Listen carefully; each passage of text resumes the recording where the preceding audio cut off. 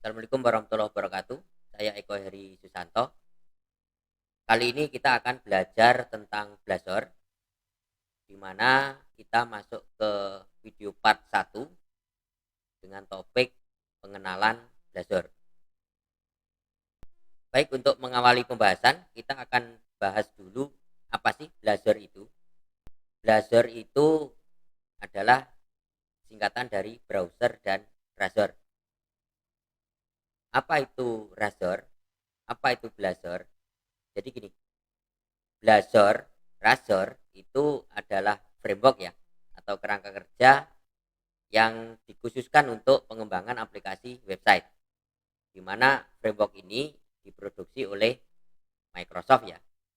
Oleh karena itu, Blazor sendiri itu berjalan di runtime.NET Core. Saat ini .NET Core itu bisa jalan di Linux, di macOS, Windows gitu ya. Dan tidak lupa, .NET Core itu sekarang sudah open source ya. Nah, Blazor sendiri itu sebenarnya konsepnya adalah single page application ya, atau SPA. Dan untuk saat ini bahasa yang digunakan bahasa C# ya. Namun bahasa C# nanti di Blazor itu akan dikompilasi dulu ke binary code atau kode mesin ya, menggunakan teknologi WebAssembly, di mana nanti binary code atau kode mesin ini yang akan dijalankan oleh browser gitu ya. Nah, kemudian komunikasi antara server dengan browser nanti akan digunakan standar HTTP dan standar WebSocket gitu. Nah, muncul pertanyaan, apa itu WebAssembly dan apa itu WebSocket? Nah, untuk lebih jelasnya kita langsung praktek saja ya. Baik, kita langsung buka browser ya. Kemudian kita ke Google saja. Lalu di sini kita cari keywordnya ini, install.net SDK Debian 10 ya. Karena mau kita install di Linux Debian. Nah, ini sudah ada tutorialnya. Saya pakai Debian ya. Nah, ini ada yang Debian 10. Nah, yang ini ya. Oke, ini tinggal kita copy saja.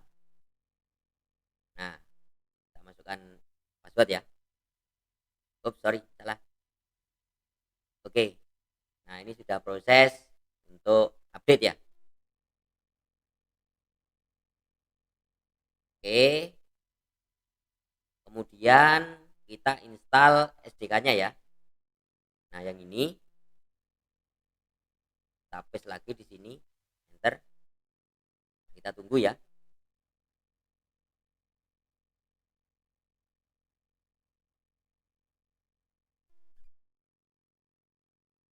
Oke, sudah jalan.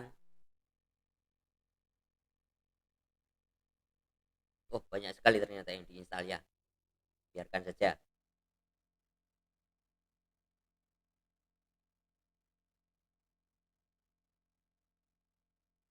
Oke, sudah finish. Lalu terakhir kita install runtime-nya. Yang ini ya.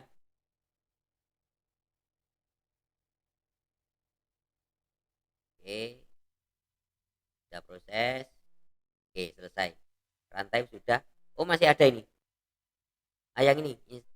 Kita install runtime-nya yang ini ya. Tadi baru ngopi ya. Oke. Oke, finish. Nah, terus coba kita langsung bikin hello world. Oh, ini tersedia CLI-nya ya. Yang ini ya. Coba kita jiplak saja ya. Ini biar enak saya clear dulu. Kemudian saya siapkan foldernya dulu ya. Mkdir Blazor. Nah, biar ngumpul programnya di situ ya. Ini saya change mode dulu. Oke, sudah. Saya masuk ke foldernya ya. Nah, ini foldernya kosong ya. Belum ada folder atau file. Kemudian saya contek aja nih .NET new konsol min o, kemudian sampel 1 contohnya ya, saya enter ya. Oke, sudah sukses. Kemudian saya cek, nah ini sudah muncul satu folder namanya sampel 1. Saya masuk ke foldernya, lalu saya jalankan .NET Run, enter ya. Nah, ini sudah muncul hello world sama dengan ini ya. Oke. Kemudian saya keluar dari folder sampel 1. Saya clear aja biar enak. Kemudian saya bikin aplikasi webnya. .NET spasi new Blazor server min o. Saya besarkan ya. Kemudian foldernya saya kasih nama Blazor app -- no https min f .NET 6.0. .NET 6.0 ya. Saya enter ya. Oke, sudah sukses. Nah, ini ketambahan satu folder lagi. Saya masuk ke folder Blazor app, kemudian saya jalankan .NET buat ini aja. Enter ya. Oke, masih proses kompilasi. Tunggu saja ya. Nah, ini sudah bisa diakses ini. Saya masuk ke sini, localhost portnya berapa tadi? 5283 ya. Nah, ini jadinya. Nah, muncul kan? Ini ada link lagi, apa ini? Counter ya. Kita cek, kan nambahkan ya. Nah, kayak gini. Ini kalau fetch data. Ini balik ke home ya. Kalau mau di shutdown berarti Ctrl C aja. Nah, kayak gini kalau shutdown ya. Kalau mau start berarti .NET spasi watch, enter. Udah gitu aja. Tunggu sampai selesai ya. Oke, kalau sudah gini berarti sudah start.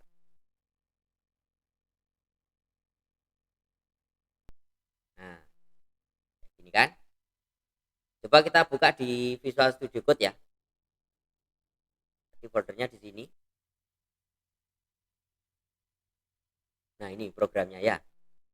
Sudah dibikinkan sama Microsoft. Kalau kita mau modif di folder page ini. Ini ada index.razor. Nah, ini dia. Ini kita ganti juga boleh. Contoh, perkenalkan nama saya Eko Heri Susanto misalkan ya. Coba kita simpan. Kita buka browsernya. Nah, ini sudah ganti. Itu sih. Baik, kita sekarang cek datanya ya. Kita ke menu ini, kemudian ke more tool ini ya. Kemudian developer tools yang ini ya. Oke, kita analisa. Nah, ini adalah elemen HTML-nya. Ini kan kosong kan ya. Hanya ada ya HTML sederhana kayak gini ya. Ini elemennya, kemudian coba kita ke network. Yang ini ya. Kemudian kita Ctrl R, kita lihat datanya ya. Nah, ini coba dilihat ya. Anda lihat ya. Ini localhostnya ada dua ini. Yang ini tipenya dokumen, statusnya 200 ya. Coba kalau kita klik. Nah, request URL-nya kan ini, HTTP kan ya. HTTP localhost portnya 5283. Sama kan dengan ini ya. Ini yang HTTP. Kemudian yang localhost satunya lagi, yang ini. Coba kita klik ya. Nah, ini request URL-nya WSS. WSS ini web socket ya. Nah, kemudian kita cek lagi. Web socket ini yang mengaktifkan adalah ini. blazor.server.js. Nah, ini dia. Baik, kita tadi sudah praktek. Kemudian ini saya jelaskan cara kerjanya Blazor ya. Ini kita punya browser, kemudian pasti di sisi lain ada Blazor server ya. Nah, proses awalnya gini. Tentu browser ini akan melakukan request ya ke jaringan internet ke Blazor server gitu. Nah, tentu di sini ada proses handle HTTP request ya, di mana prosesnya nanti Blazor server itu akan merender HTML plus menyediakan sebuah JavaScript yang namanya blazor.server.js. Nah, kemudian ini yang direspons ke browser. Berarti di browser kita sudah punya HTML-nya plus blazor.server.js itu tadi ya. Nah, selanjutnya maka prosesnya begini. Browser itu akan memanggil atau menjalankan program blazor.server.js itu tadi. Di mana blazor.server ini nanti yang akan membuat koneksi ke Blazor server via WebSocket gitu. Nah, tentu di Blazor server ada handle request lagi. Kemudian pastinya di Blazor server sudah ada script pemrograman kita ya, atau script language gitu ya. Nah, script language inilah yang nanti akan di compile pakai WebAssembly ya menjadi binary code atau kode mesin. Lalu yang dikirimkan ke browser itu adalah binary code-nya atau kode mesinnya gitu. Nah, setelah blazor.server tadi menerima binary code, maka ya tinggal dieksekusi di browser gitu. Jadi browser tidak perlu menerjemahkan apa-apa ya, tinggal mengeksekusi kode mesin yang sudah jadi. Intinya gitu sih. Nah, proses ini mulai memanggil ini sampai eksekusi binary code ini tentunya berjalan di service background gitu ya. Jadi user tidak tahu. Itu sih cara kerja Blazor ya. Oke, lebih detailnya lagi untuk mekanisme WebAssembly itu gini. Jadi misalkan kita pakai banyak bahasa pemrograman nih, mulai dari C, C++, Rust, C#, Go language, Python dan sebagainya ya. Nah, bahasa-bahasa ini nanti akan diterjemahkan oleh WebAssembly itu tadi, akan dikompil istilahnya ya. Nah, dari hasil kompilasi ini nanti akan dijalankan di WebAssembly virtual machine gitu. Dimana WebAssembly virtual machine itu menyediakan dua arsitektur, bisa untuk arsitektur x86 dan bisa untuk arsitektur ARM gitu kan.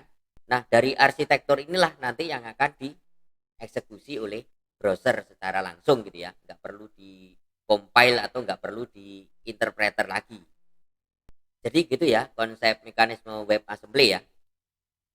Nah, sampai di sini saya kira cukup dulu pembahasan kita. Terima kasih atas perhatiannya. Kita lanjutkan di episode yang akan datang. Saya akhiri. Wassalamualaikum warahmatullahi wabarakatuh.